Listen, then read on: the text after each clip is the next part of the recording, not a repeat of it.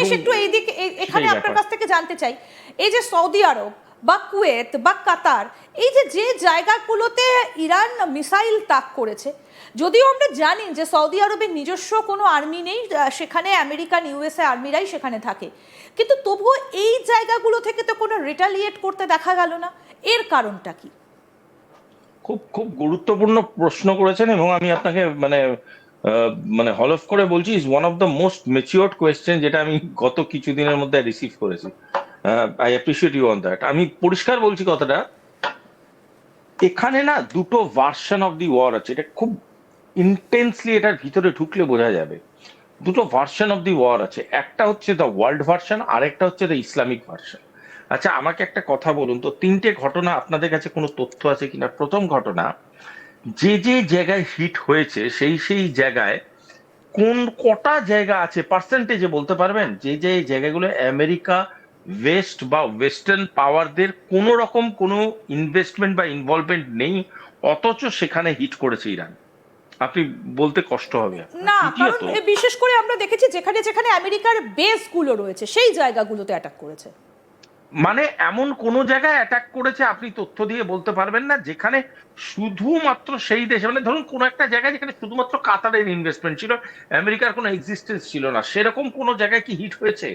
বাহরিনে সেরকম কোনো জায়গায় হিট হয়েছে? সৌদিতে সেরকম কোনো জায়গায় হিট হয়েছে? যেখানে যেখানে হিট হয়েছে কোনো না কোনো ভাবে সেটা west involved or America involved. Point one. Point two, কোন কোন জায়গায় হিট হয়েছে আমাকে একটু বলুন তো, যেটা ইন্ডিয়ান ডিপ্লোম্যাটিক সেন্টার বা ইন্ডিয়ান এম্বাসি বা ইন্ডিয়ার ইনভলভমেন্ট আছে, এরকম কোন কোন না, জায়গায় হিট হয়েছে?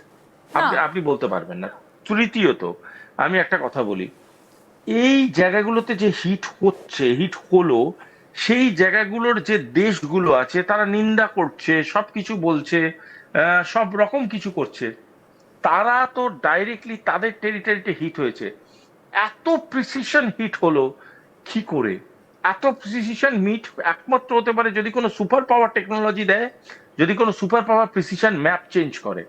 দ্বিতীয়ত, এই প্রিসিশন হিটগুলো এতটাই প্রিসাইসিভ হিট যে আপনি ভেবে দেখুন, একটা আমাদের এখানে এত ব্রিজ, একটা ব্রিজ, আমি বলছি না, আমি জাস্ট মানে এমনি আলোচনার ক্ষেত্রে বলছি, একটা জায়গায় ধরুন হিট হলো, তার আশেপাশের জায়গাগুলোতে হিট হওয়ার প্রবণতা প্রচুর, তো সেখানে কোনো হিট হচ্ছে না কেন? এত প্রিসাইজ হিটিং কি করে হচ্ছে? বস, আমার কোথাও গিয়ে একটা জিনিস মনে হচ্ছে যে এখানে ইসলামিক কান্ট্রিগুলো দুমুখী খেলা খেলছে। একটা খেলা হচ্ছে প্রো ইরানিয়ান, যেখানে তারা ইউএস এবং বিভিন্ন ওয়েস্টের করা so called non acceptable entity গুলোকে মার্ক আউট করে দিচ্ছে। দ্বিতীয় হচ্ছে আরেকটি ফেস, যেই ফেসের মধ্যে দিয়ে তারা গোটা বিশ্বকে বার্তা দিচ্ছে যে ইরানের এই হামলাকে আমরা নিন্দা করি। সুতরাং ইরান যদি কেউ ভেবে থাকে একা লড়ছে, এই কনসেপ্টটা আমি অন্তত মেনে নিতে রাজি নই। বেশ, আমি আরেকটা জায়গাতে এবার একটু আসবো, সেটা হচ্ছে একেবারে ইরানের গা ঘেঁষে আফগানিস্তান, তার ঠিক গা ঘেঁষে পাকিস্তান।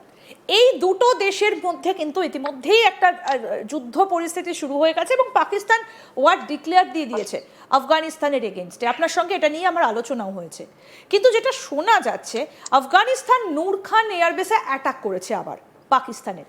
এই পাকিস্তান আফগানিস্তানের মধ্যে আবার নতুন করে একটা যুদ্ধ, এটা কি নেহাতি কাকতালীয়, নাকি এর সঙ্গে কোনো রকম কোনো লিঙ্ক রয়েছে, নাকি আমেরিকা সেখানেও একটা ছায়াযুদ্ধ চালিয়ে যাচ্ছে? ধরুন, আমরা স্কুল লাইফে একটা কাজ করতাম, আপনি করেছেন কিনা জানি না, আমি তো প্রচুর করেছি। সেটা হলো যে আগের ক্লাসের যারা আমাদের সিনিয়র দাদা দিদি ছিল, তাদের যে বইগুলো আছে সেইগুলো ধার করে এনে পড়াশোনা করতাম। ঠিক আছে? তাদের গ্রন্থগুলো, কেন তাদের গ্রন্থগুলোর মধ্যে প্রচুর বইগুলোর মধ্যে তারা মার্ক করে করে পড়তো, মানে যারা একটু ভালো স্টুডেন্ট টুডেন্ট মার্ক করে করে পড়তো, পয়েন্টার লিখতো, নোট লিখতো, তো ওইগুলো পড়লে না অর্ধেক কাজ আমার এমনি হয়ে যেত। তো হতে পারে আফগানিস্তান ইন্ডিয়া স্ট্র্যাটেজিক অ্যাটাক গুলো যেগুলো আমরা করেছিলাম ডিউরিং অপারেশন সিন্দুর, সেগুলো দারুণ অধ্যয়ন করেছে, এবং অধ্যয়ন করে আফগানিস্তান জানে ঠিক ঠিক কিভাবে অ্যাটাক করলে পাকিস্তানকে ব্যাকফুটে ফেলা যায়, এবং সেই সেই অ্যাটাক গুলোকেই ড্রাফট করছে করছে। এবং একটা কথা বলাই বাহুল্য, এত বড় বড় কথা বলছে পাকিস্তান, বেশ গান নাচও বার করেছে, রিল টিলও বার করেছে, যেটা ওটা করে আসে যে বিভিন্ন যুদ্ধের ক্ষেত্রে ওদের ভোট ব্যাংকে বোঝানোর জন্য বিভিন্ন মিথ্যে কথা বলতে হয়, তার জন্য অনেক দিন ধরে শুটিং টুটিং করে এসব বানায়। এবার একটা কথা আমার খুব বলাই বাহুল্য, পাকিস্তানের এতগুলো সৈন্য মানে ঘাঁটিতে আক্রমণ করে দিল। পাকিস্তান তো একটা নাকি ডিসিপ্লিনড আর্মি, কিছু করতে পারলো না। আফগানিস্তান তো হচ্ছে নন ডেকোরেটেড নন অফিসিয়াল একটা এন্টিটি, তাদেরকে কিছু করতে পারছে না। আফগানিস্তানকে যতটা এতদিন তো আফগানিস্তান মানে ধূলিসাৎ করে দেওয়া উচিত তালিবানকে। কি করছে পাকিস্তান? নাকি পাকিস্তান লং ওয়ার করতে করতে করতে করতে হঠাৎ করে পাকিস্তান এখন 3-4 দিন ওয়ার করা করে বুঝতে পেরেছে তাদের ইকোনমিটা জলাঞ্জলিতে? নাকি একটা ওয়ার্ল্ড মাল্টি ডাইমেনশনাল রোল তৈরি হয়ে গেছে, যেখানে তাদের বিগেস্ট স্পন্সর আমেরিকা নিজেকে এনগেজ করে ফেলেছে অনেক অনেক বিগার টার্ম, তাই জন্য পাকিস্তানকে নিজের পয়সা নিজেই জোগাড় করে নিজেকেই যুদ্ধে যেতে হচ্ছে বলে ব্যাকফুটে? এই মাল্টি ডাইমেনশনাল যে খেলাটা চলছে, এই খেলাতে কিন্তু আপনি কোনো না কোনো ভাবে যদি চোখ রাখেন তাহলে একটা জিনিস বুঝতে পারবেন, যেই ঘুঁটিগুলো আমেরিকার সাজানো ছিল সেই ঘুঁটিগুলো কোথাও গিয়ে যেন একটু ওলট পালট হয়ে যাচ্ছে। কোথাও গিয়ে সেই ঘুঁটিগুলো যেভাবে খেলা উচিত ছিল সেভাবে কিন্তু খেলতে পারছে না। তার কারণটা হচ্ছে ইকোনমিক স্টেবিলিটি গুলো কিন্তু বিভিন্ন জায়গায় বিভিন্ন রকম ভাবে ভেঙে দিচ্ছে। কখনো সেটা ইরান ভেঙে দিচ্ছে, কখনো সেটা বাংলাদেশ ইলেকশন ভেঙে দিচ্ছে, কখনো সেটা পাকিস্তান আফগানিস্তান ওয়ারের মধ্যে আফগানিস্তান থেকে তেহরিকে তালিবানের প্রিসাইজ হিট ভেঙে দিচ্ছে, কখনো ইরানের করা এই অ্যাটাক স্ট্র্যাটেজিটা 2,500 স্কোয়ার কিলোমিটার অ্যাক্রসে ইউএস ইনভেস্টমেন্ট গুলোকে হিট করার যে মারাত্মক মারণ স্ট্র্যাটেজিটা, সেটা কখনো ভেঙে দিচ্ছে।